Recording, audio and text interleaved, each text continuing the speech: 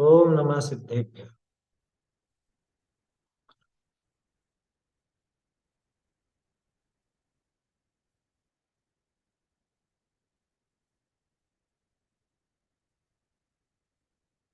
नमः श्रीवर्धमानाय निर्धूतकलिलात्मने सालोकानां त्रिलोकानां यद्विद्यादर्पणायते। रत्नकरण श्लोकाचार ग्रंथ में 53वां श्लोक अपन कल देख रहे थे। अहिंसा अणुव्रत का स्वरूप दिखाने वाला श्लोक है। अणुव्रतों की चर्चा हुई तो आचार्य देव ने बताया कि स्थूल पापों से विरति। कौन से स्थूल पाप?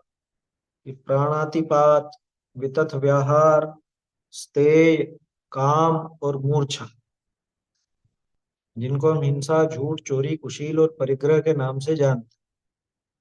देखो पांचों के ही अलग नाम दिखे यहाँ पर अपने, तो अलग ही नाम में अपने सामने आए। प्राणातिपात हिंसा को कहा गया, और वितथ व्याहार वो झूठ वचन को कहा गया। ऐसे ही चोरी का नाम स्तेय है ही सही, काम कुशील को, और मूर्छा परिग्रह। इन सबका स्थूल त्याग, स्थूल पापों का स्थूल त्याग, उसका नाम अणुव्रत कहा गया। सबसे पहला अणुव्रत उसमें अहिंसा। तो कल अपन ने देखा था कि अहिंसा अणुव्रत कैसा है? कि संकल्पात, इस संकल्प से, कृत कारित अनुमननात्, कृत कारित और अनुमोदन रूप संकल्प से। लेकिन किसका है वो संकल्प? कि मन का, वचन का और काय का, ये तीनों योग के कृत कारित अनुमोदन रूप संकल्प से चर जीवों का, यानी कि त्रस जीवों को जो घात नहीं करता है, उसे स्थूल वध से विरमण कहा गया है। यानी स्थूल हिंसा से, स्थूल जीवों की स्थूल हिंसा, ऐसे स्थूल हिंसा से विरमण निपुण जनों ने कहा। यानी जो इस विषय में विशेषज्ञ है, जो महाव्रती हैं, उन्होंने इस अहिंसाणु व्रत का स्वरूप इस तरह का दिखाया। ऐसी बात कल अपन ने देखी थी। इसका अर्थ और भावार्थ अपने को पढ़ना बहुत विस्तृत है। इसके पहले अपन ये श्लोक पाठ कर लेते हैं। 49 से बोलेंगे। हिंसानृत चोरेभ्यो मैथुन सेवा परिग्रहाभ्याम च पाप प्रणालिकाभ्यो विरति संज्ञस्य चारित्रम् सकलं विकलं चरणं तत्सकलं सर्वसंग विरतानाम् अनगाराणां विकलं सागाराणां ससंगानां ग्रहीणां त्रेधा तिष्ठत्यणुगुणशिक्षाव्रतात्मकं चरणं पञ्चत्र चतुर्भेदं त्रयं यथा संख्यमाख्यातम् प्राणातिपात वितथ व्याहारस्तेय काममूर्छाभ्य स्थूलेभ्य पापेभ्यो व्युपरमणमणुव्रतं भवति संकल्पात् कारित मननाद्योगत्रयस्य चरसत्त्वान् न हिनस्ति यत्तदाहुः स्थूलवधाद्विरमणं निपुणा। चलिए, श्लोक और श्लोक का अर्थ ये कल अपन ने देख लिया था। श्लोक के प्रत्येक शब्द पर अपन ने चर्चा कर ली थी। अब इसके आगे अर्थ और भावार्थ इत्यादि पर अपने को ये देखना है। इसका अर्थ ढूंढारी से देखेंगे।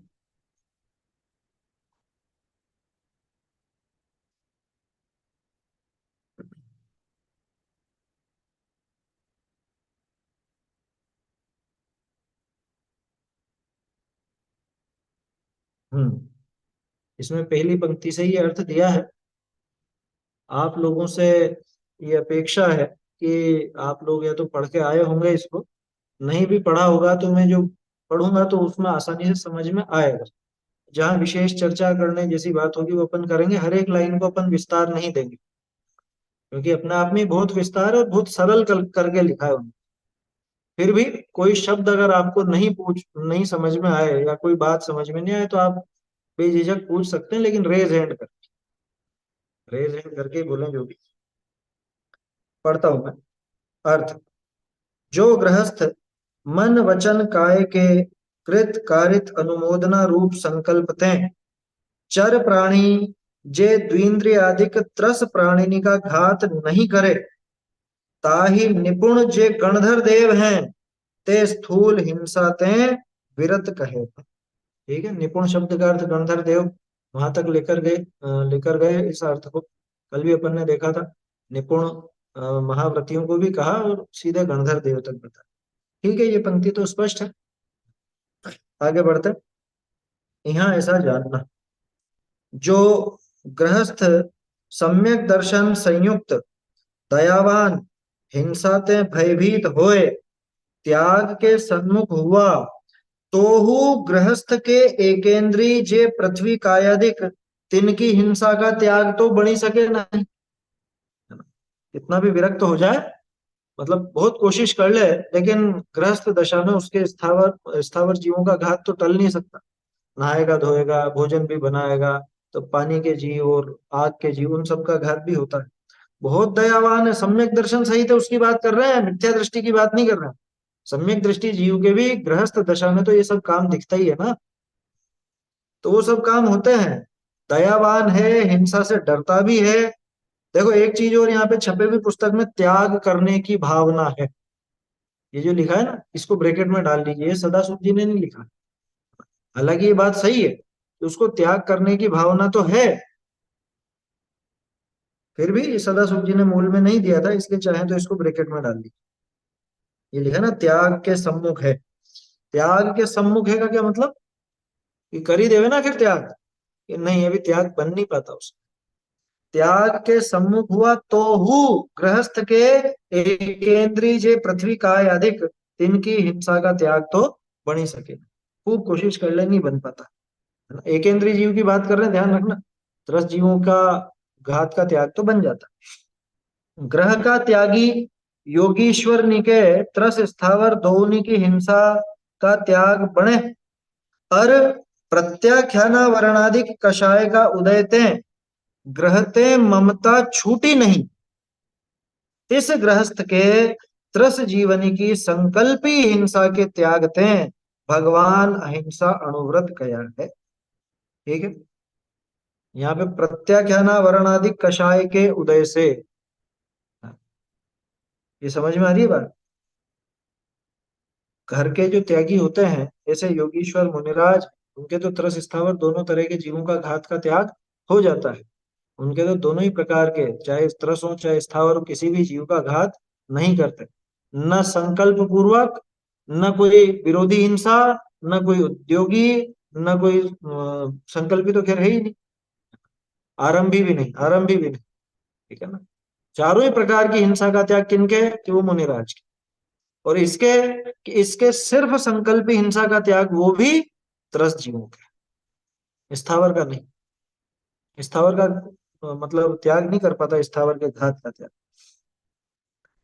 कारण क्या, कि भाई प्रत्याख्यान वर्ण आदि कषाय मौजूद है ना अभी इसके, उनके तो सिर्फ संजुलन बाकी थी, इसके प्रत्याख्यान वर्ण भी है, अप्रत्याख्यान वर्ण भी है, ऐसा। तो प्रत्याख्यान वर्णाधिक क्यों लिखा, अप्रत्याख्यान वर्ण लिख देते ना, कि भाई अपन गृहस्थ की बात कर रहे हैं। गृहस्थ दोनों तरह के हैं, चौथा गुण स्थान वाला भी और पांचवें गुण स्थान वाला भी। तो चौथे गुण स्थान वाले के तो अप्रत्याख्यानावरण प्रत्याख्यानावरण दोनों है। लेकिन अगर मिनिमम देखो, मिनिमम तो मिनिमम कितनी होगी, कि भाई प्रत्याख्यानावरण तो होगी ही होगी। गृहस्थ दशा में, गृहस्थ दशा में कितनी भी कषाय घटा ले, प्रत्याख्यानावरण कषाय तो मौजूद रहेगी ना पांचवें गुण स्थान में। अप्रत्याख्यानावरण तो चलो चौथे में ही है, लेकिन पांचवें में प्रत्याख्यानावरण तो है। दोनों की दोनों कषाय, मतलब दोनों गुण स्थान में प्रत्याख्यानावरण तो मौजूद है, ऐसा समझ। तो इस वजह से उसके घर की ममता छूटी नहीं है, तो उस गृहस्थ के त्रस्त जीवों की संकल्पी हिंसा के त्याग से भगवान अहिंसा अणुव्रत कहते हैं।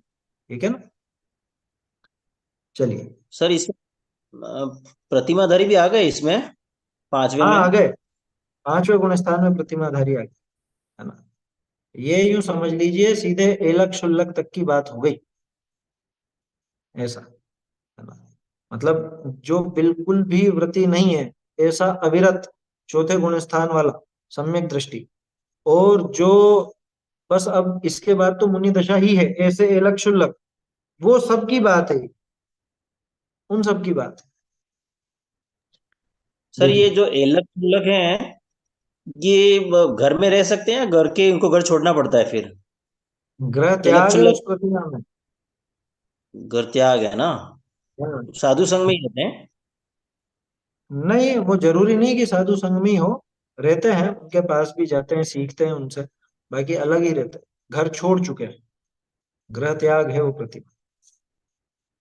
देखिए, असल में उस प्रतिमा का नाम है उद्दिष्ट त्याग। उद्दिष्ट त्याग प्रतिमा है वो। उसको ही दूसरे अर्थों में ग्रह त्याग भी कहा जाता है। घर छूट जाता है, वहां घर में नहीं रहता है ना? देखिए, हाँ, 11वीं प्रतिमा। संकल्पी हिंसा का त्याग ऐसे जानना कैसे? अब ये देख लो, संकल्पी हिंसा की बात। दयावान गृहस्थ अपने परिणामनि का मारणे रूप संकल्प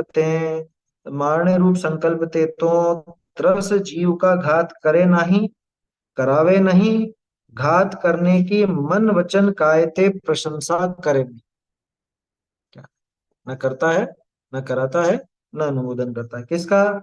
कि अपने परिणाम, एक सेकंड, संकल्प से, है ना, मारने रूप संकल्प से कि मैं इसको मारूं, ऐसे मारने रूप संकल्प से तो किसी तरह जीव का घात कभी नहीं करता, न करता है, न कराता है, न अनुमोदन करता। ऐसा परिणाम है जो को दुष्ट बेरी ईर्षादिक करी आपको मार्यो चाहे, तथा आजीविका धनादिक हरियो चाहे, तिसका भी घात करने को नहीं चाहे, तथा को आपको बहुत धन दे करी मरावे, तो कीड़ी मात्र को हूं मारने का संकल्प करी कदाचित नहीं मारे, तथा देखिए क्या कहा, तथा को आपको, तथा एक जीव मारने ते अपना रोग आपदा दूर होए, तो जीवने के लोभ ते त्रस जीव को नहीं मारण करे। इन पर चर्चा करेंगे अभी अपन। हिंसा ते अत्यंत भयभीत है, तोहु गृहस्थ के आ, आरंभ में त्रस जीवनी का घात हुआ बिना रहे नहीं। याही ते गृहस्थ के मारने का संकल्प करी त्रस की हिंसा का त्याग है।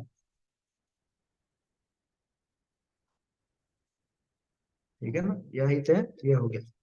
और आरंभ हिंसा का ये अगला पैराग्राफ, इसको पहले इस पैराग्राफ को समझते हैं अपन। क्या कहा?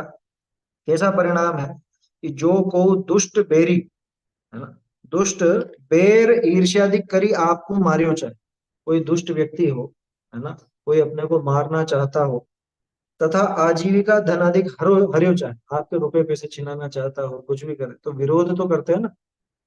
भाई, विरोध में तो वो करेगा, लेकिन संकल्प पूर्वक कभी उसको मारने की कोशिश नहीं करे। क्या?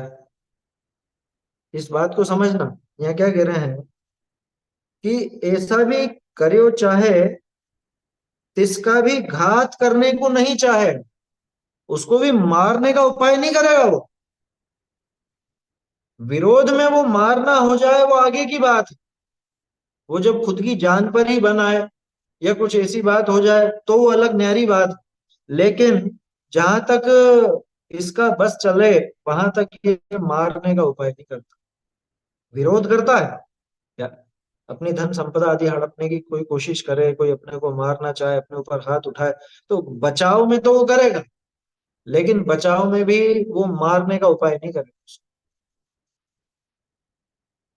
ये मरना मारने वाला जो काम है, ये तो तभी बने कि जैसे वो कहते हैं ना, यूं कोर्ट वगैरह में कहा जाता है कि आत्मरक्षा में इन्होंने ऐसा हो गया, अपनी आत्मरक्षा के लिए ऐसा हो गया, करा नहीं। देखो, लौकिक में भी ये बात समझी जाती है कि क्या चीज तो संकल्पी हिंसा है, मतलब वो जैसे वो कहते हैं अटेम्प्ट टू मर्डर। एक तो है वो अटेम्प्ट टू मर्डर कि मारने की ही कोशिश की गई, योजनाबद्ध तरीके से मारा गया। दूसरा कि आत्मरक्षा में, कि अपने बचाव में वो घात हो गया, तो अपने बचाव में वो घात हो सकता है, ये चला करके मारने का उपाय नहीं करे। किसका? किसका? कि जो अपना घातक है उसका भी। अब कल बहुत से लोगों को ऐसा दिमाग में प्रश्न होता, क्योंकि कल अपन ने ऑल आउट वगैरह की चर्चा की थी, है ना? अब विचार कर लो, मेरे ख्याल से इस लाइन से समझ में आ गया होगा कि अपने अपना जो घातक है, अब वो मच्छर छोटा सा जीव है ना, चार इंद्रिय जीव है। अब वो अपना घातक है। घातक कैसे है? घातक ऐसे है कि वो सब खून चूसता है, बीमारी देता है, ऐसा करता है, वैसा करता है, जाने क्या क्या बातें सब करते ही है।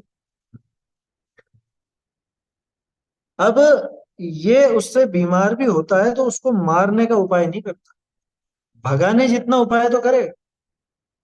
अब आप ये सोच लेना, वो ऑल आउट वगैरह वो भगाने का उपाय है कि मारने का उपाय है? स्पष्ट मारने का ही उपाय है, स्पष्ट रूप से मारने का उपाय है। और बताओ, बहुत सारी चीजें होती है ऐसी, वो स्प्रे आते हैं कौन से, हिट, हिट आता है, एक हिट, हिट नाम आता था पहले, अभी पता नहीं चलता है कि नहीं चलता, वो कॉकरोच कौन वगैरह को मारने के आता? लिए। हाँ, आया समझ में? वो स्प्रे आता है, और चीजें आती है, जाने कौन कौन सी, वो चूहे मारने की दवाई आती है। इतने नीच लोग होते हैं, इतने पापी, वो आटे की गोलियां बना करके वो रख देते हैं, और चूहा उसको खाता है, और उसके बाद अंदर से उसको बहुत तड़पन होती है, और वो कहीं वो वहां नहीं मरेगा। ये विशेषता है, वो चूहा वहां नहीं मरेगा, उस घर पे नहीं मरेगा, वो आस पड़ोस में कहीं जगह पानी की जगह ढूंढेगा, और पानी की जगह के पास।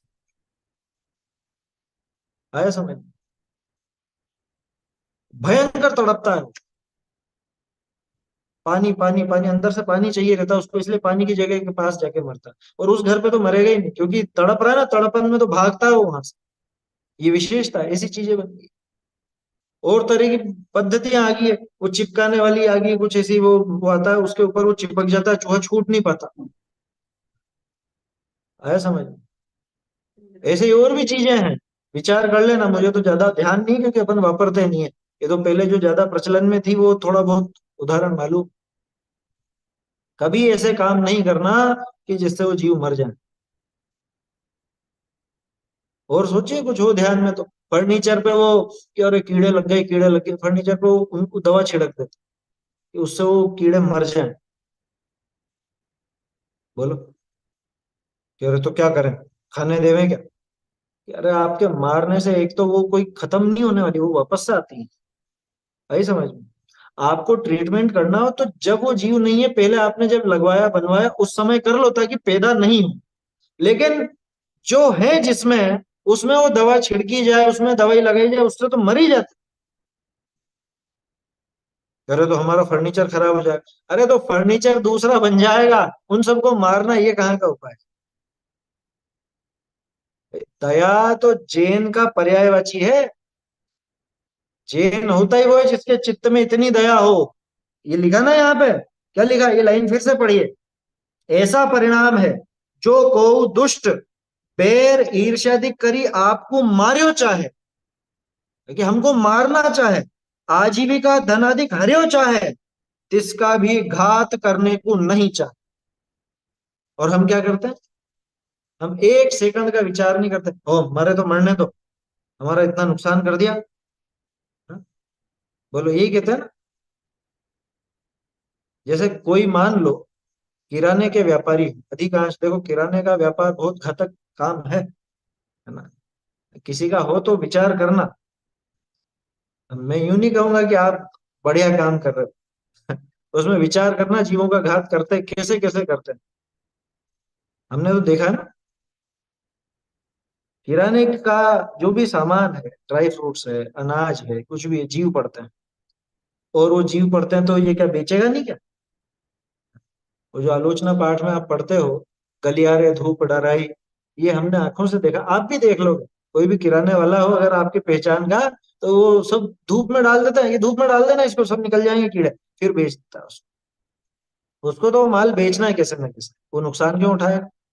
ये व्यापार फायदे के लिए किया जाता है, नुकसान के लिए थोड़ा ही किया जाता, हम क्यों नुकसान उठाए? उन जीवों को मारने की दवा डालता है जान करके।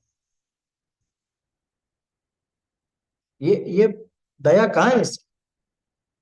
विचार कीजिएगा। आया समझ में? भाई जिसके चित्त में दया नहीं है वो कैसा जिए? ये पंक्तियां याद रखिए कि खुद का घात करे, अपने को मारना चाहे, अपना आजीविका धन आदि हड़पना चाहे, हरना चाहे, या कोई जीव अपने धन को, धन में सब चीजें आ गई है ना, अपनी वस्तुएं भी आ गई, फर्नीचर भी आ गया, और चीजें भी आ गई, अनाज भी आ गया, उनको हरना चाहे मतलब उनका नुकसान करना चाहे, तिसको भी घात करने को नहीं चाहे। उसका घात करने का भी उपाय नहीं करेगा, वो उसको मारने का उपाय नहीं करेगा। बोलिए।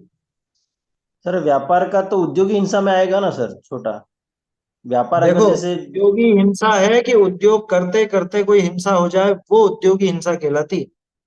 वहां पे आप अपने व्यापार के लिए उन जीवों का घात करो और उसको उद्योगी हिंसा नाम दो, वो नहीं चलेगा। उद्योगी हिंसा बताओ कैसी है, कि जैसे आपकी कपड़े की दुकान है, मान लो उदाहरण के तौर पे, तो आप कपड़े की दुकान खोलते हो, है ना, बंद करते हो, शटर वगैरह भी लगाते हो, और समझ लो रोज फटकारते भी हो, कपड़ों को घड़ी भी करते हो, और वापस समेटते भी हो, दूसरों को दिखाते भी हो, या कुछ भी होता है। तो ये सब काम भी तो हिंसा तो हो ही रही है ना। साफ सफाई जैसे घर में करते हो वैसे दुकान पे भी करते हो, वो है उद्योगी हिंसा। आया समझ? वो उद्योगी हिंसा है। उद्योग करते करते जो हिंसा हो वो उद्योगी हिंसा है। ये नहीं कि चला करके हम मारना चाहें, वो उद्योगी हिंसा है। इस तर्क से तो जितने भी हिंसक कार्य हैं दुनिया के, वो सब कह देंगे हमारी तो उद्योगी हिंसा है। समझ में? हमारी तो उद्योगी हिंसा है साहब, वो तो ये सब कहते हैं, उसमें क्या है? जैसे वो पोल्ट्री फार्म वगैरह होते हैं ना, मुर्गी पालन, और मुर्गी पालन होता है कि मुर्गी मारण होता है? ऐसे ही मत्स्य पालन, तो मत्स्य पालन थोड़ी ना होता। नाम देखो कैसे रखे, मत्स्य पालन, मुर्गी पालन, है, जबकि पालन नहीं होता है, मारण होता है। वो भी उद्योगी हिंसा कहने लग जाएंगे लोग बाग। चमड़े के व्यापार को भी उद्योगी हिंसा कहने लग जाएंगे, साहब हमारा तो चमड़े का व्यापार है तो हमको तो करना ही पड़ता, हमको तो ये चमड़ा खरीदना बेचना ही पड़ता, हम नहीं मारते, हम तो मरा हुआ ही वो उसका ही खरीदते हैं। बोलो क्या कहेंगे फिर? उद्योगी हिंसा माने कि जैसे हमारे घर के कार्यों में, घर गृहस्थी के कार्यों में, साफ सफाई में, और चीजों में हिंसा होती है, इसी तरह से दुकान धंधे व्यापार आदि में भी कुछ हिंसा होती है, तो उसको उद्योगी हिंसा कहा जाए, है ना। उद्योग करते हुए जो हिंसा, हिंसा का उद्योग नहीं, उद्योग में होने वाली हिंसा, दोनों में अंतर है। बोलिए। भाई साहब, ये जो चूहे वाली बात आई, इसमें अगर चूहे को पिंजरे में लेकर के हाथों हाथ अपन छोड़ देते हैं जंगल में या पीछे, हाँ तो वो तो बेहतर है ना, वो तो करना ही हाँ, पड़ेगा। वो ठीक है, वो उपाय है। देखो वहां मारने का भाव नहीं है, है ना? हाँ। उसको मारा नहीं, लेकिन हम हमारा नुकसान भी नहीं सहन करते, तो यही तो बात आई कि वो उसको इतना ऐसा करेगा कि जिसमें वो नहीं मरे, उसको ज्यादा तकलीफ नहीं हो, भगाएगा तो सही क्योंकि भाई नुकसान हो रहा है ना। हालांकि ध्यान रखना, भगाने में भी पुण्य नहीं है, ये तो वह पाप ही। हाँ, वही क्या? कितना पाप, मतलब कैसा ये- पाप लगेगा उसमें भी अब। क्यों, पाप तो लगेगा ही सही, आपने उसको परेशान तो करा ना। अभी आपको कोई एक कमरे में बंद कर देवे, और आपको एक बड़े डब्बे में बंद करके और इधर से उधर ले जाया जाए, तो कैसा लगेगा? उस चूहे की दशा देखो, उसको थोड़ी ना मालूम है कि ये मुझे छोड़ने जा रहा। वो तो ये समझ रहा है कि गया अब तो मैं, कि अब तो खत्म। उसके अंदर घबराहट कितनी होगी, यूं समझ लो अटैक ही नहीं आया उसको बस। कई बार उसी घर में जी। उसके बच्चे रहते हैं। हाँ। हाँ, कई बार ऐसा भी और ये होता है। उसका उसका घर नहीं था क्या? ये घर तो उसका भी था। भाई उसने बिल बनाया था, बाकायदा पूरी व्यवस्था की थी, बात सुनने में पांच अटपटी लगी, गंभीरता से सोचिए। आप सोचते हैं कि हमारा घर है, हमने पैसा कमा के बनाया, हमने पैसा लगाया है, लेकिन घर तो उसका भी था ही। आपने उसको उसके घर से जुदा किया, हालांकि आप उसको चाहते नहीं थे, लेकिन वो रह करके उधम मचाता था, वो नुकसान करता था, तो हमको ये उपाय ठीक लगा कि हम उसको दूसरी जगह छोड़ दें। ये उपाय फिर भी गृहस्थ दशा में चलता है, वो नहीं चलेगा कौन सा? चूहे मार। हाँ, पिंजरे में भी इतना ध्यान रखना, कभी भी रात को मत लगा के छोड़ना पिंजरा, क्योंकि रात को तो वो आ जाएगा उसमें, और आप सो जाओगे, और वो 5 6 7 8 घंटे जितने भी जब तक आपका ध्यान उस पर नहीं जाएगा, आप छोड़ने नहीं जाओगे, तब तक वो उस कैद में रहे। और कई बार ऐसा होता है, आपका पिंजरा होता है छोटा और चूहा होता है बड़ा, तो चूहा पूरा नहीं घुस पाता, उसकी पूंछ उसमें फंस जाती, वहां उसकी चमड़ी छिल जाती, मांस निकल आता। नहीं देखा कभी ऐसा? भाई नहीं, वहां पे मैं भी यहाँ तो सावधानी नहीं बरतो। आते भाई साहब, मेरे यहाँ तो नहीं आते। अरे लेकिन अमूमन उदाहरण जैसे बता रहा हूँ मैं, पहले तो वो दो चार तो बार सब ऐसा हो तरह। चुका है मेरे साथ, मतलब आए पहले। हाँ। पर अब तो कुछ भी नहीं है ऐसी प्रॉब्लम, लेकिन वो करा तो है ना वो। भाई अपन उस पर बात कर रहे हैं, वो किसी भी परिस्थितियां बन सकती है, आप क्या बनी नहीं बनी वो अलग बात है। बन सकती है, किसी क्या भी बन सकती है, तो जैसे इसमें भाई भी साहब हमारी सावधानी शॉप पर रखनी। है ना, हमारी दुकान पर हम्म। जैसे पहले हार्डवेयर का पूरा है, तो उसमें गेती पावड़े और ये जो जमीनों से संबंधित ये चीजें थी। तो पापा जी, जब पापा जी ने आज से 20 साल पहले स्वाध्याय करा था इसका, उसी दिन से उन चीजों को निकाल के बाहर कर दिया। बोले नहीं, एक भी चीज ऐसी नहीं होना जिससे जीवों का हम्म। घात होता हो। जैसे सही बात। खेतों में जो ऐसे बहुत से लोग हैं, है ना, श्रावकाचार आदि पढ़ के और जिनको बात समझ में आई, तत्काल अपना व्यापार बदल लिया, तत्काल बदल लिया। कोई बड़ी बात थोड़ी ना, ये तो मन की दृढ़ता की बात है, और क्या है उसमें, देर क्या लगती है बताओ। और इतना जमा जमाया है, और फिर वापस से कैसे जमेगा, दूसरे लोग कैसे, ग्राहक टूट जाते हैं फिर नहीं आते हैं, और फिर से वो मेहनत करनी पड़ेगी, है, तरह तरह की बातें लोग बाग सोचते हैं। हाँ, फैक्ट्री के प्रोडक्शन में होने वाली उद्योगी हिंसा वो कह सकते हैं अपन। जैसे फैक्ट्रियां हैं, फैक्ट्रियों के प्रोडक्शन में हिंसा होती है, उसको उद्योगी हिंसा कहा जाता है। क्योंकि वहां वो जीवों को मारने का उद्योग नहीं कर रहे हैं, लेकिन वो उद्योग जो चल रहा है उसमें हिंसा होनी होनी है ना। भाई बिजली है, बिजली से मशीनें चलेंगी चलेंगी, जैसे आप घर में लाइट जलाते हो, हिंसा इसमें भी है। ये अपनी आरंभी हिंसा है, वहां उद्योग में चल रही है, वो उद्योगी हिंसा। हाँ, इतना जरूर है कि फैक्ट्री किस चीज की, ये वहां विचार करना, है ना। बहुत सी चीजें, बहुत ये जो अभी प्रकरण निकलेगा ना, इसमें व्यापार धंधे सबकी बातें आने वाली। ये तो इसमें ये मुख्य बात आई, इसलिए अपन यहाँ पे चर्चा के लिए रुक गए। क्या और कुछ है क्या? हाँ देखिए, तो कोई बेरी, कोई दुष्ट बैर ईर्ष्यादि करी अपने आपको मारियो चाहे, तथा आजीविका धनादि हरियो चाहे, तिसका भी घात करने को नहीं चाहे। किसकी बात चल रही है? मुनिराज की। अरे गृहस्थ की बात है, कि मारना नहीं चाहता उसको, वो भले दुश्मन हो, वो अपना बुरा ही चाहता है, लेकिन उसको मारना नहीं चाहता। ये इसके चित्त की दया है। इसको होती ही नहीं इस तरह की कषाय की ये मर जावे। जैसे बहुत से कहते हैं ना, अरे इसको तो मर जाना चाहिए, ये तो हमारा बुरा ही बुरा सोचता है, हमारा बुरा ही बुरा करता है, ये तो ऐसा करता है, इसको तो मर जाना चाहिए। ऐसा भाव कभी नहीं आता। ज्ञानी जीव को इस तरह का भाव नहीं आता। जो अहिंसा का अणुव्रतधारी है, उसको ऐसा भाव कभी नहीं आता। अब लगा लो हिसाब आपके ऑल आउट वगैरह में, जो कल अपनी बात चल रही थी, है, उसमें क्या भाव, जब आपको पता है कि इससे मक्खी मच्छर मरे हुए देखे नहीं देखे कभी ऑल आउट से, स्पष्ट दिखते हैं, हमने तो देखे हैं दूसरों के यहाँ, तो ऐसे बिछे रहते हैं बेचारे नीचे। पहले वो आता था, क्या बोलते थे उसको, गोल गोल वो, कछुआ छाप, कछुआ अगरबत्ती आती थी ना पहले, हरी हरी। अब और पता नहीं जाने क्या क्या चीजें चल पड़ी हैं, हमको ज्यादा मालूम नहीं। एक देखो, बैट भी आता है, बैट से ऐसे करते हैं ना तो उसमें इतना हाँ हाँ, आवाज आता वो है। बिजली वाला, उसमें वो करंट से मरते हैं बेचारे। वो तो महापाप का साधन है वो,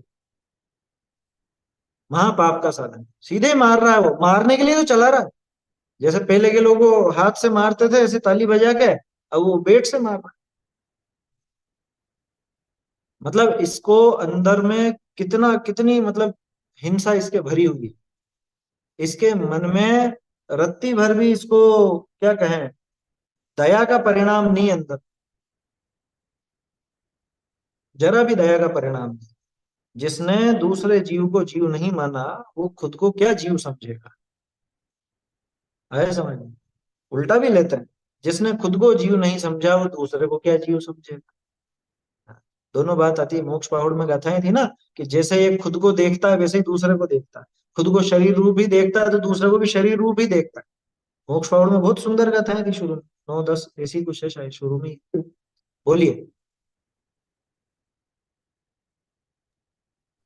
सर ये ऑल आउट वगैरह का फिर विकल्प क्या है? हमारे यहाँ मच्छरों की समस्या है बहुत कुछ। हाँ, मैं तो सोच रहा था किसी ने पूछा क्यों नहीं अभी। विकल्प पूछने का मतलब है कि आपको वो चीज बुरी तो लगी। कपूर है, कपूर सबसे बढ़िया उपाय। हम लोगों को वही वापरता है ना? कपूर है, कपूर रखिए। और कपूर में कोई आपके स्वास्थ्य का भी नुकसान नहीं। और भी तरह तरह के उपाय हैं। जैसे नींबू होता है, नींबू में लौंग लगा करके नींबू को आधा काट के और उसमें लौंग रख दो चार लौंग रख के और ऐसे रख दीजिए। अपने आप पड़े रहने दीजिए, उसकी खुशबू भी अच्छी रहती है। इसकी तो कोई खुशबू भी नहीं होती। इसको आप सूंघ नहीं सकते। ये ऑल आउट जब चल रहा हो, इसको सूंघ के देखो, बेहोश हो जाओ। जहर है वो, उस पर स्पष्ट लिखा हुआ होता है, जहर। आया समझ में? और कपूर ऐसी है कि उससे आपका मन भी प्रसन्न रहता है। एक असली चीज बताता हूँ, आप कभी चाहो तो सर्च करके देख लेना। व्हाइट हाउस है ना, व्हाइट हाउस। व्हाइट हाउस समझता? अमेरिकी राष्ट्रपति के रहने का स्थान। वहां की रसोई में सैकड़ों सालों से कपूर इस्तेमाल की जाती है। ये मैंने पढ़ा था थोड़े समय पहले, मैंने कि ये अपना आइडिया चुरा के लेके वहां वहां के वो जो वहां की रसोई में क्यों रखते हैं वो कपूर, कि उससे कीड़े वगैरह नहीं आते। और कपूर में वास्तव में ये गुण है। आया समझ में? आप कपूर रख देंगे तो चींटियां कीड़े मकोड़े वो नहीं आए। वो गंध रहती है ना उसमें, उस गंध से वो भागते हैं, मरते नहीं है। वो चले जाते हैं, उससे दूर रहते हैं। तो आप आपके सिरहाने रख करके सो सकते हो। ज्यादा हो तो ऐसे ऐसे हाथ पर मसल लो, कभी कपूर की वो टिकिया को माथे पे मसल लो, जहां आपको ज्यादा काटते हैं वहां मसल लो। उसमें क्या है, शरीर पे ऐसे मसल के और रख सकते हो। आया समझ में? मच्छरों से तो यूं ही निजात मिल जाएगी, उसमें कोई ऐसी बड़ी बात नहीं। बहुत तरह सबसे निरापद उपाय बताओ आपको, जैसे कपूर हो गया, मच्छरदानी हो गई। मच्छरदानी लगाओ ना, मच्छरदानी लगा के सोइए। कोई जरूरत ही नहीं दूसरी और चीजों की। तो विकल्प तो देखो हर चीज के हैं। ये तो हमारे ऊपर है कि हम कितना जीवों पर दया का ध्यान रखते हैं, या कितना हम अपने मन को समझाते हैं। ये तो अपने ऊपर है। और देखो भेद ज्ञान के अवसर हैं ये तो। मच्छर काट रहा है उस समय देखो आप उसको, महसूस महसूस तो होता ही है, काटता है तो वहां मालूम करो ये किसको काटा। कि अरे मलेरिया हो गया तो, अरे मत डरो, नहीं होएगा ऐसा मलेरिया। इतने में नहीं होता मलेरिया। है समझ में? देखो तो सही उसको थोड़ी देर, क्या कर लेगा वो बेचारा, इतना सा जीव है। आपने उससे बड़ी बड़ी चोटें खाई है पहले। तो इतना सा जीव, इतना सा वो सुई घुसाता है उसकी, है ना, उसका जो भी डंक है। तो ये किस में घुस रहा है? ये क्या मैं हूं? क्या मुझ में वो मच्छर ने प्रवेश किया? क्या ये डंक मुझ में प्रवेश कर गया? क्या मेरे ज्ञान में प्रवेश कर गया? जानने में तो आ रहा है, पर ये क्या मेरे ज्ञान में भी घुस पाया? ये भेद ज्ञान के अवसर है। और हम इसमें आकुल व्याकुल होकर के इन अवसरों को गवा देते हैं, इनके विकल्प तलाशने लगते हैं। अरे बैठे ठाले मुफ्त में आपको वो अभ्यास का मौका मिल रहा है। कौन सा अभ्यास का? आगे मुनि बनोगे ना, वहां पे दंश मशक परिशा है। डांस, दंश मशक मतलब डांस मच्छर, बड़े बड़े डांस होते हैं, डांस समझते हैं? ये सब बड़े बड़े जो जंगली मच्छर होते हैं। यहाँ पे छोटे छोटे से मच्छर अपने को बर्दाश्त नहीं होता है। वहां जंगल में जाके कैसे बर्दाश्त है? और जिसमें कहते हैं अपन कि वो श्रावक श्रावक नहीं, जैसे मुनि बनने का भाव नहीं आता। तो ये तो अभ्यास, सहज मौका मिल रहा है आपको अभ्यास करने का, उसमें क्या है? थोड़ा सा अभ्यास करके देखें, कोई कुछ नहीं बिगड़ता इतने समय। ऐसा समझ रहे हो? मत घबराओ। अगर ऐसे हर किसी मच्छर के काटने मात्र से मलेरिया हो जाता, तो भारत में रोज के रोज ही मलेरिया के पेशेंट होते। आया समझ में? अस्पताल उन्हीं उन्हीं से भरा होता। मच्छर जाली लगवा वहां देनी भेद पड़ेगी। विज्ञान चलाओगे ना, तो वो पुण्य साथ में रहेगा। पाप का उदय ऐसा आएगा ही नहीं कि आपको वो कोई बीमारी हो। आया समझ? तो थोड़ा सा उसमें इतना भी नाजुक नहीं बनना चाहिए अपने को। ऐसा नाजुक है भी नहीं अपन, इसलिए मत घबराओ। इतने मात्र से कुछ नहीं होता। अरे पर वो एक क्योंकि बार अरे काट लेना, अगर पैर नहीं हिलाओ, एक बार जैसे काट लिया ठीक है, फिर अपन थोड़ा पैर हिला लेते तो वो दूर भाग जाए। फिर पैर वापस से हाँ, स्थिर करते, फिर वो वापस आ जाता है, फिर एक जगह नहीं तो दूसरी, फिर तीसरी, फिर क्या करेंगे? हाँ, मच्छर तो जाली लगा आप लेनी उसके पड़ेगी। रास्ते से हट जाओ। मैं स्वाध्याय में बैठती हूँ, वहीं पे आते हैं, रोज आते हैं, जब भी जाओ तुम रोज। तो कपूर रख लो पास में, कपूर बता दो दी, है ना, उसमें कोई ऐसी दिक्कत वाली बात नहीं। मच्छर तो जाली उसमें लगाने के लिए, मच्छर जाली मच्छर जाली सबसे बढ़िया है, मच्छर जाली में क्या दिक्कत है। दरवाजे और मंदिर में खिड़कियों में। स्वाध्याय करती हूँ ना, तब चेयर में बैठती हूँ ना, तो चटाई नीचे फ्लोर में चटाई लेके बैठती हाँ हूँ, ठीक चटाई है, पे। वो तो सब सबके अलग अलग परिस्थितियां हैं, लेकिन उपाय है तो ना, बाहर लाइट उसमें जला कोई के ऐसी दिक्कत अंदर अंधेरा कर दो थोड़ी देर के लिए, तो वो उससे हाँ, मच्छर जाली वो भी बन एक जाती है। उपाय है, वो भी एक उपाय है। आप घर में इतनी इतनी लाइटें जला के रखोगे तो मच्छर मक्खी तो आएंगे ही सी। अब आप जहाँ पे बैठ रहे हो वहां थोड़ी कम रोशनी रखो, दूसरी तरफ रोशनी ज्यादा रहेगी तो मच्छर अपने आप उधर जाए।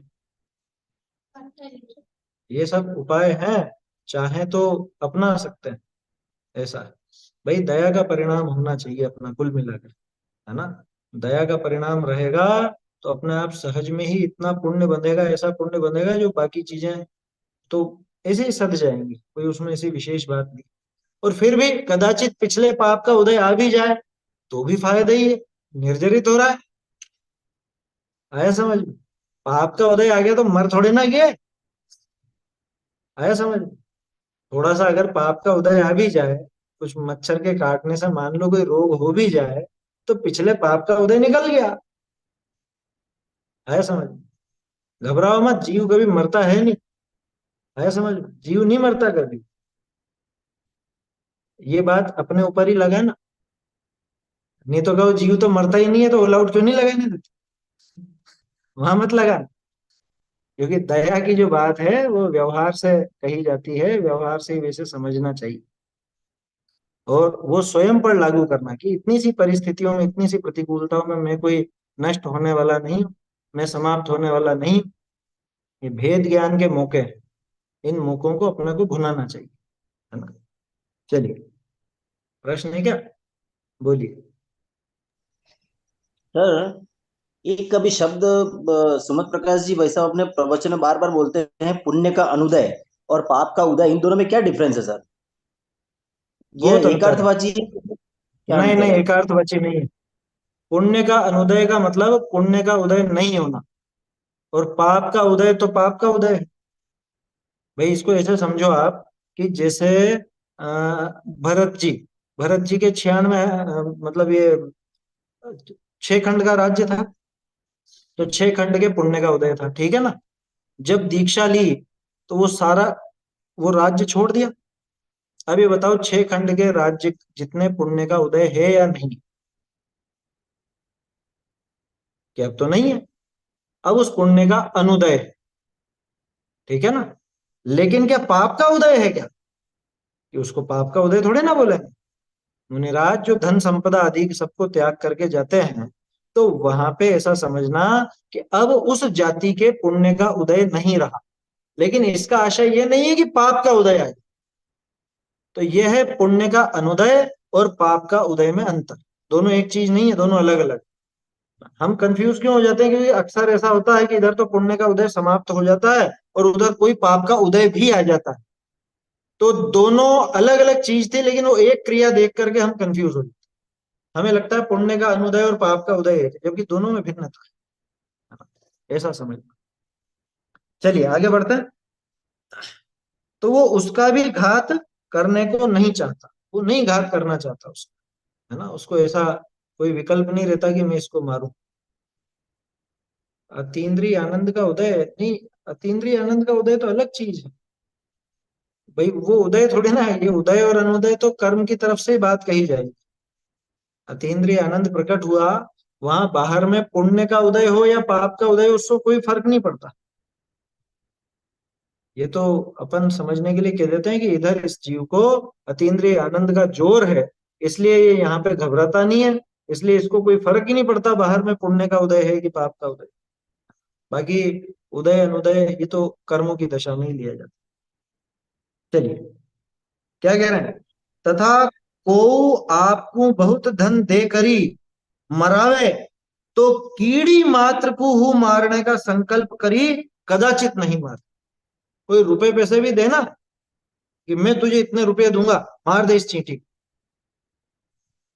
अरे करोड़ रुपए दे तो एक चींटी को नहीं मार। आया समझ? ये कृतकारित अनुमोदन की बात चल रही है ना, ये कृत की बात थी अभी पहले जो अपन ने देखी, वो संकल्प पूर्वक उसको मारता नहीं। अब बात चल रही है कारित की, कि कोई अगर मरवाना चाहे तो भी नहीं मारे। बोलो। मच्छर काटता है वो शरीर, हाँ, किसको काटता है? किसको काटता है मच्छर? शरीर को। हाँ, देखो बच्चा भी जानता है कि मच्छर किसको काटता है? अपने को काटता है क्या कभी मच्छर? अपने को नहीं नहीं। काटता कभी। हाँ, देखो बच्चों को बचपन से सिखाओ, बच्चे भी समझ जाते हैं, है ना? ये मच्छर किसको काट रहा है, कहाँ काट रहा है, ये विचार करो। देखो, तो भेद ज्ञान के उपाय हैं, तो भेद ज्ञान के मौके मिले हैं, वहां विचार करना चाहिए अपने को। देखो, को आपको बहुत धन देकर ही मरावे, तो कीड़ी मात्र को मारने का संकल्प करी कदाचित नहीं। कीड़ी मतलब चींटी, है ना? जैसे कीड़ा, कीड़े की कीड़ी, वैसे ही चींटी, चींटी को ही कीड़ी कहा जाता था पहले। मतलब एक छोटे से जीव को भी मारने का उपाय नहीं करेगा कोई, सामने वाला इसको पैसा भी दे तो। कोई मराना चाहे उसको कि जा इसका ऐसा काम कर दे, या ये कर दे, ऐसा कर दे, वैसा कर दे, अब इसको मालूम है कि ऐसा करने से जीवों का घात होगा, वो काम नहीं करता। ये कार्य, ठीक है ना? तथा एक जीव मारने ते अपना रोग आपदा दूर होए, तो जीवने के लोभ ते त्रस जीव को नहीं मारण करे। ये भारी बात कि किसी एक जीव के मरने से भी अगर हम जिंदे रह जाएं तो वो उस त्रस जीव का घात नहीं करता। देखो, स्थावर जीवों का घात तो उसके जीवन में होता है ना? चलता है नहीं कह रहा हूं, होता है, ना चाहते हुए भी होता है। और त्रस जीव, कि त्रस जीव का तो ऐसा है कि अगर कोई कह दे कि तेरे बचने का यही उपाय है, इसको तो तुझे मारना पड़ेगा, इसको मार के खाना पड़ेगा, जो भी है, अरे उस भील से सीखो। हम तो जैन हैं। कौन सा भील? वही कौवे का मांस जिसने छोड़ दिया था, और उसको किस्मत से बीमारी ऐसी हुई कि जिसमें दवा वो कौवे का मांस ही था। अच्छा, एक और चीज है, दूसरा मांस नहीं छोड़ा था उसने। आया समझ में? दूसरा मांस तो खाता था। अब आजकल के जैसा कोई अगर ऐसा ढीठ होता ना, प्रमादी होता या बहानेबाज होता, तो कहता हो उसमें क्या है, दूसरा मांस तो खा ही रहे, कौवे का भी खा लो, ठीक है, तो ठीक तो हो जाएंगे, फिर साध लेंगे। आजकल के लोग ऐसे बहानेबाज हैं। उसने कहा कि नहीं, मर जाऊं तो मर जाऊं, लेकिन इसका मैंने नियम लिया है, जीवन में एक काम तो मैंने ढंग का किया है, पूरी जिंदगी सिर्फ एक ये कार्य मैंने अच्छा किया, ये प्रतिज्ञा ली थी, अब क्या मैं इसको नहीं निभाऊंगा? मौत आए तो आ जाए, लेकिन जिसका त्याग किया वो तो मैंने। अब याद कीजिए, ज्यादा पुरानी बात नहीं है, अभी की बात, कोरोना काल में, जबकि वो बहुत बातें चली थी और स्पष्ट आया क्या, वो वैक्सीन में वो गाय के बछड़े का और उसका, उस संबंध में अपनी काफी चर्चाएं भी हुई थी उस समय। वो जो वैक्सीन थी उसमें स्पष्ट रूप से, और उसके सब प्रमाण मौजूद थे अपने, दो तरह की आई थी ना वो, क्या क्या नाम थे, एक तो कोवैक्सीन और एक और जो दूसरी थी, उनका फॉर्मुलेशन जो था उसमें स्पष्ट था कि गाय के भ्रूण में से वो चीज निकाली जाती है और उससे वो बनाया। उस समय काफी चर्चाएं अपनी हुई थी। अब उस चीज को जानने के बाद भी अगर कोई इसका पक्ष ले, अरे जिंदा रह लो, धर्म कर्म तो सब बाद में साध लेंगे, जिंदा ही नहीं रहेंगे तो धर्म कैसे साधें? अब सुनने में वो तर्क भी अच्छा लगता है कि भाई जिंदा रहेंगे तो सधेगा धर्म है। तो इसने तो खुद को जिंदा और मरने वाला ही समझ लिया, है ना? ऐसा जिंदा रहना भी किस काम का, ये तो बताओ। अच्छा, और लगाने वाले क्या नहीं मरे? जिन जिनने लगवाई क्या वो नहीं मरे? बल्कि हमारे यहाँ तो दो चार किस्से ऐसे ही हुए, लगाने के बाद ही तबीयत बिगड़ी और मरे, क्योंकि हर एक को वो सूट नहीं हुआ। और एक और चीज आपने अभी नोट की हो कुछ समय से, युवा लोग हार्ट अटैक से मर रहे हैं। बहुत युवा लोगों को हार्ट अटैक आ रहा है, जिम में अटैक आ रहा है, एक्सरसाइज करते हुए, घूमते हुए आ रहा है। तो एक स्टडी उसकी सामने आई कि ये सब उस वैक्सीन के दुष्प्रभाव हैं, क्योंकि किसी न किसी अंग को इफेक्ट कर रही है। उस टाइम पे पूरी रिसर्च हुई नहीं, उस टाइम पर पूरी शोध खोज हुई नहीं कि ये कहाँ पे किस पर क्या साइड इफेक्ट रहेगा इसका। तो धीरे धीरे ऐसा भी कहने में आ रहा है मतलब उसके अंदर दिए प्रमाण, मैं मेरे मन से नहीं गप्पे लगा रहा हूं। तो वहां स्पष्ट उन्होंने दिया कि ये उसके दुष्प्रभाव हो सकते हैं, उसके दुष्प्रभाव से कमजोर हुई, इम्यूनिटी इम्यूनिटी तो घटी है। आया समझ में? भाई आयु जिसकी पूरी होनी हो वो तो बिना वैक्सीन के भी मरे और वैक्सीन लगा के भी मरे। तो ये बताओ, ये वैक्सीन वैक्सीन का तो उदाहरण है, ऐसी कोई भी चीज जिसमें अपने को पता हो कि इसके अंदर तो स्पष्ट रूप से इस जीव का, इस त्रस्त जीव का अथवा पंचेंद्रिय जीव का घात है, और इसका घात हुए बिना ये चीज नहीं होती, तो ऐसी वस्तु का सेवन करके बचने का विकल्प सोचेगा वो? अहिंसाणुव्रति तो नहीं सोचेगा। ज्ञानी जीव, सम्यक दृष्टि ऐसा नहीं सोचेगा। खुद को जीव समझता है तो दूसरे जीव के घात की भी उसको परवाह है। अब बहुत से होशियार क्या कहते हैं, अपन ने तो नहीं मारा, अपन ने थोड़ा मारा, वो तो हो ही चुका, वो तो बनी चुकी दवा, उसकी तो दवा बन चुकी। अरे भाई, कोई भी चीज का उत्पादन ये सीधा सा नियम है।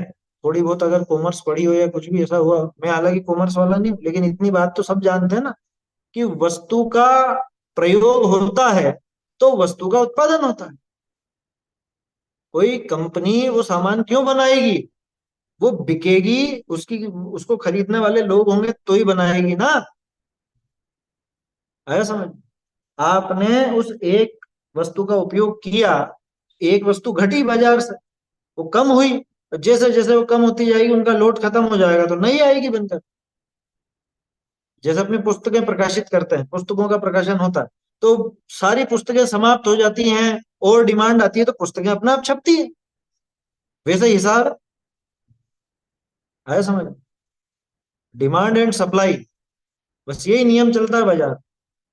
डिमांड के हिसाब से सप्लाई होती है। आपने उसकी डिमांड को बढ़ाया, माने उसकी आपने सप्लाई बढ़ाई, आपने प्रोडक्शन बढ़वाया। तो ये विचार करने की बात है। एक जीव मारने थे, क्या लिखा जानत राय जी ने? कोड राशिपन मेरु हेम दे इक जीवद अधिकाई, ऐसा भजन है। कोड राशिपन मेरु हेम दे, क्या मतलब? मेरु, मेरु तो जानते हैं ना, सुमेरु पर्वत, सुमेरु पर्वत के बराबर सोना भी दे देवे। कोड राशि, करोड़ों करोड़ों सुमेरु पर्वत के बराबर की सोने की राशि दे, है ना। कोड राशि पण मेरु हेम दे एक जीवध अधिकाई, एक जीव की दया अथवा वो एक जीव का जो वध है वो उससे भी ज्यादा भारी है। कोई इतना रुपया दे करके भी उस जीव की कीमत अदा नहीं कर सकता। क्या कीमत लगाओगे बताओ, एक जीव की क्या कीमत? और ऐसा नहीं है कि अपने जीवन में जीवों का घात नहीं हो रहा, बहुत हो रहा पहले से ही। तो त्रस्त जीवों का और घात क्यों करें? भाई स्थावर जीवों का घात जो होता है वही क्या कम बात है जो त्रस्त जीवों का घात भी हम करें? कम से कम इससे तो विरक्ति होती है। अरे सम्यक दृष्टि नहीं भी हो ना, तो भी एक दयावान, दया चित्त वाला, जिसके चित्त में दया है, वो भी त्रस्त जीवों के घात से बचने का उपाय करता है। वो ये सोचता है कि मुझे मेरे इस जीवन के लिए किसी त्रस्त जीव का घात नहीं करना। सही है। दृढ़ता से तो स्वर्ग में गया वो भी, दृढ़ता रखी ना उसने कि कौवे का मांस। अब मान लो अगर खा लेता मरण के डर से, तो कहाँ जाता? तो नरक में ही जाना था। हालांकि अपन जानते हैं स्वर्ग और नरक कोई बहुत बड़ी चीजें नहीं है, लेकिन उसका परिणाम देखो ना कैसे बदला। तो परिणाम में जो अंतर है वो तो स्पष्ट नजर आता है। तो इसलिए ये ध्यान रखने की बात है। देखो विषय को अपन लंबा नहीं कर रहे हैं, लेकिन ये चीज ऐसी है कि हमारे जीवन में हमको परख करके देख लेना चाहिए। बहुत सी दवाएं होती हैं, अभी बात चली दवाई की इसलिए बोल देता हूँ। वो सॉफ्ट जिलेटिन कैप्सूल आता है, कुछ कैप्सूल होते हैं ऐसे बिल्कुल जेली बेस टाइप के रहते हैं, सॉफ्ट जिलेटिन। जितने भी सॉफ्ट जिलेटिन कैप्सूल हैं सारे के सारे वो मांसाहार से बनते हैं। देख लेना, अरे पढ़े लिखे लोग हैं अपन, आपके हाथ में मोबाइल है और दुनिया भर की सब जानकारी इस पे उपलब्ध है, सर्च करके देखो ना। और एक और मजे की बात बता दूं, एक भी दवाई उसमें ऐसी नहीं है जिसका सब्स्टिट्यूट मौजूद नहीं। आप डॉक्टर से बोलो कि हम नहीं खाते, वो लिख के देगा दूसरी अपने आप। है समझ में? अपने आप लिख करके देगा दूसरी कि जिसमें वो ऐसा घात ना हो। ऐसे और भी बहुत सी दवाएं हैं जिन पे लाल निशान रहता है, ये दूर से ही छोड़ दे, कह रहे नहीं ये तो लेनी पड़ेगी। कि नहीं लेनी, क्या होगा, ज्यादा से ज्यादा क्या होगा भाई, जल्दी ठीक नहीं होंगे, धीरे ठीक होंगे।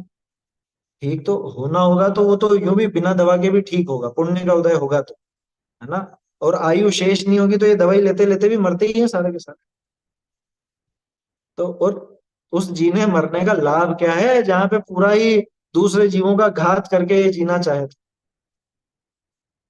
बोलिए। एक मिनट, माइक चालू नहीं है आप? हम्म, बोलिए बोलिए, हो गया चालू। होम्योपैथिक दवाई ले सकते हैं। देखो होम्योपैथिक दवाई में, अब वो दवाई कैसी है वो देखनी पड़ेगी पहले, क्योंकि होम्योपैथिक दवाई में ज्यादातर वो जो सॉल्यूशन डाला जाता है ना, उसमें क्या बोलते हैं, एल्कोहल होता है। एल्कोहल यानी नशा कारक। वो शराब वाला दोष आता है, और एल्कोहल में निरंतर त्रस्त जीवों की उत्पत्ति होती है। गोलियों की नहीं कह रहा हूँ, गोलियां तो वो तो शक्कर की गोलियां हैं, उसमें कुछ भी नहीं है। मतलब वो जिसमें बनती है वो तो कॉमन है, वो बेस है उसका। और उसके ऊपर से जो वो केमिकल डाला जाता है, लिक्विड जो डाला जाता है, जिससे फिर वो गंध आती है, वो गंध जो आती है वो उस एल्कोहल की वजह से। तो वो भी नहीं उसमें ले भी कई सकते। चीजें हैं, है ना। ये होम्योपैथी में जैसे बायोकेमिक भी आती है एक अलग से, उसमें वो सॉल्यूशन नहीं डाला जाता। छोटे बच्चों के लिए अलग से दवाई आती है, दाढ़ दांत वगैरह की, और उसकी तो उसमें वो नहीं डाला जाता। ये सब चीजें जानकारी मिल जाती है, इसमें कोई ऐसी बड़ी बात नहीं। ठीक है। चलिए, तो ये बात समझिए, एक जीव मारने ते अपना रोग आपदा दूर होए, तो जीवने के लोभ थे, जीने के लोभ से त्रस जीवनी को नहीं मारण करे।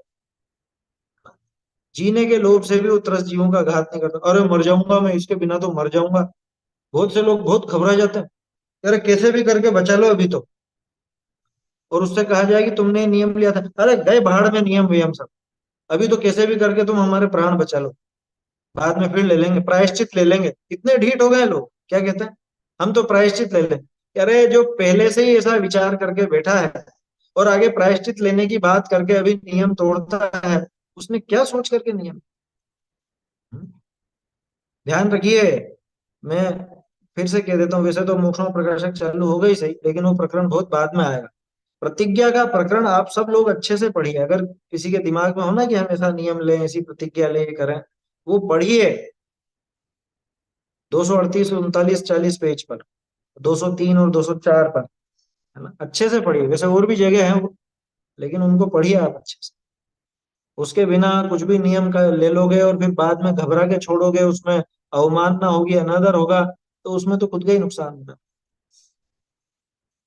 देखिए, बोलो। तो होम्योपैथिक जो दवाई है फिर वो लेने योग्य नहीं रही, मतलब हाँ, वो जो जैसे उसमें उसका। वो डलता है।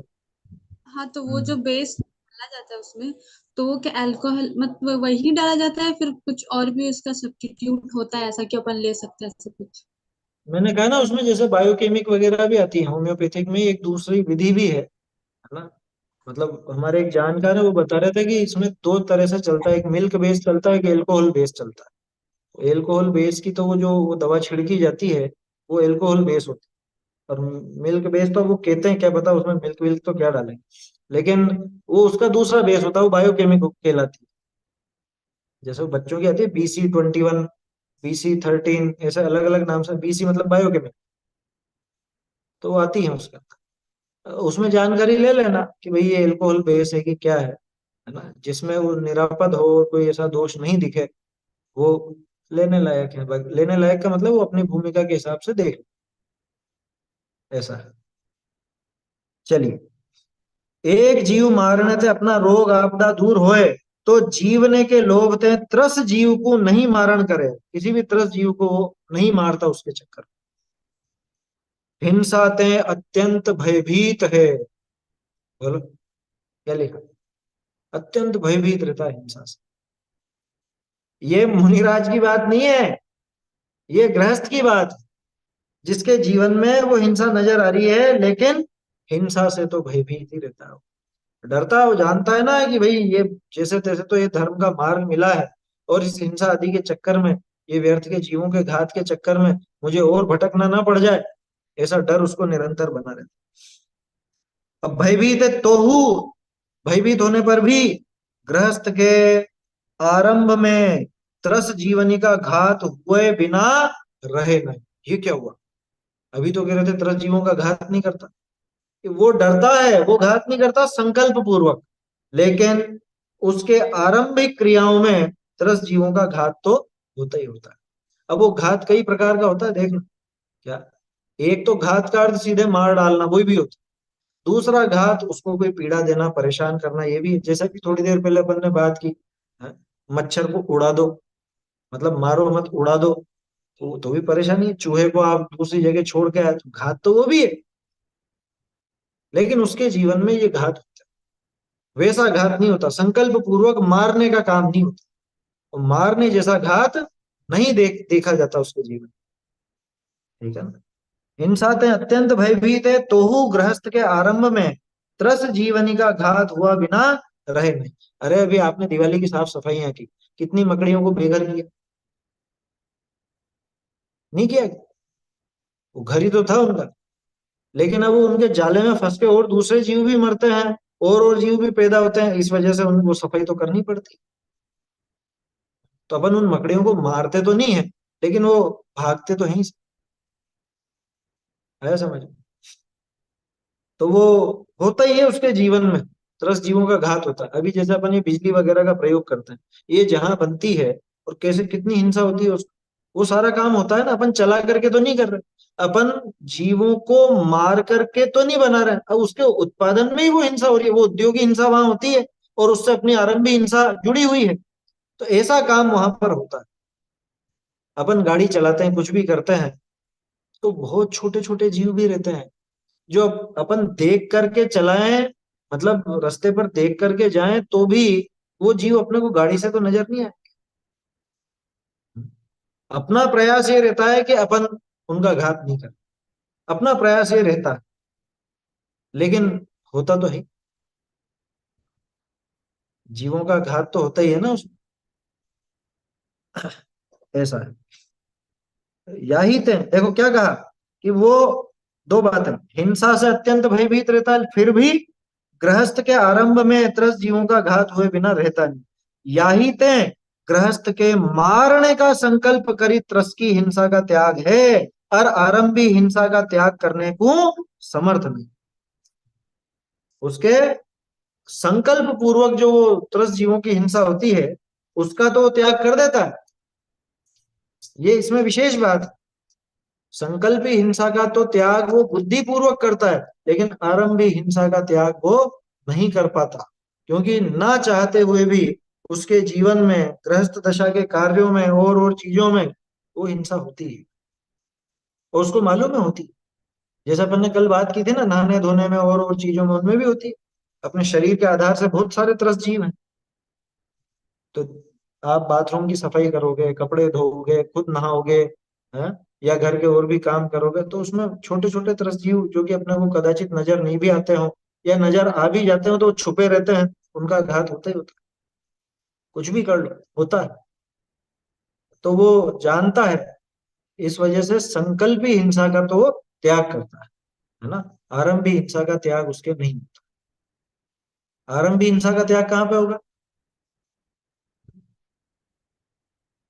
आरंभी हिंसा का त्याग कहाँ होगा? गृहस्थ दशा में होगा या नहीं होगा? मकान वकान बनवाने में, है? मकान बनवाने में। अरे त्याग पूछ रहा हूँ, आरंभी हिंसा का त्याग कहाँ पे होगा? गृहस्थ दशा में हो सकता है, नहीं हो सकता? परिग्रह परमाणु के बाद हो सकता है, सातवीं प्रतिमा के बाद, ब्रह्मचर्य के बाद शायद। आरंभ त्याग प्रतिमा तो नहीं होगा। हाँ मुनिराज को गृहस्थ दशा है, आरंभी हिंसा वहां छूटती है ना। आरंभी हिंसा वहां छूटती है। आरंभ त्याग प्रतिमा, घर का कुछ भी काम नहीं करता। आरंभ त्याग में ही जाके उसके ये क्या बोलते हैं, अ, इसका व्यापार आदि का भी त्याग हो जाता है, फिर व्यापार नहीं करता। सातवीं प्रतिमा तक व्यापार आदि सब कर सकता है।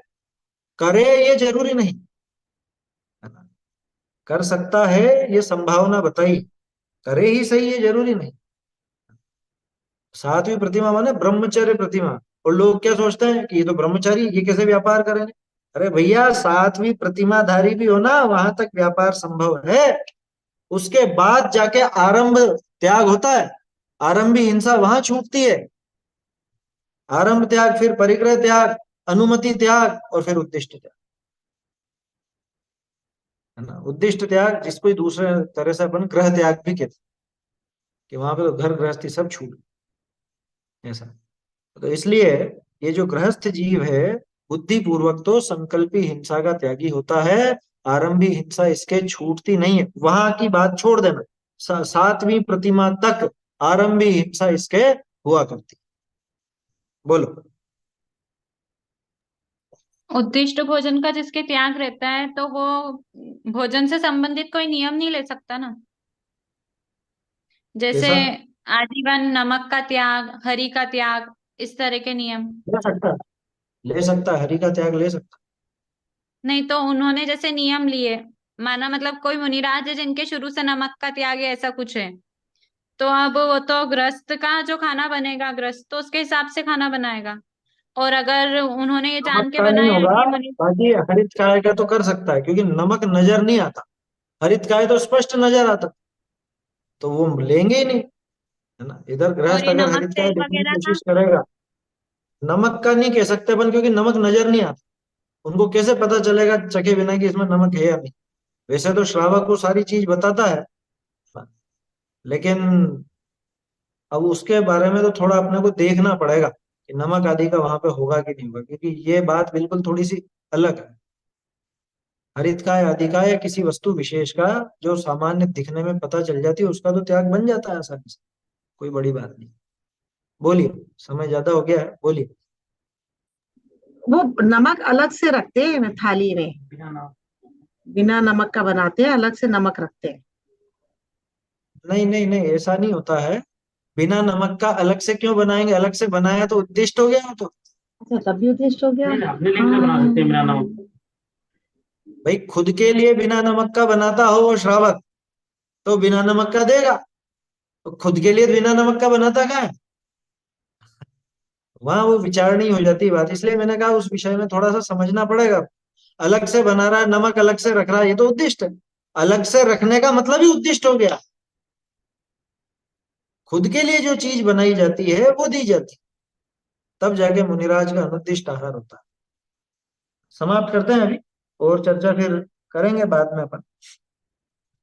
संकल्पात्कृत कारित मननाद्योगत्रयस्य चरसत्वान् न हिनस्ति यत्तदाहु स्थूलवधाद्विरमणं निपुणा चैतन्य का स्मरण प्रतिक्षण ही करो रे भव के अनंत दुख को क्षण में हरो रे अक्षय अनंत निज सौख्य निधान पाओ गाओ हरे नित इसी के गीत गाओ निज निधि निज में बताई यह अनंत उपकार है इस जिन वाणी माँ को वंदना शतबारः वंदना शतबारः चित भारत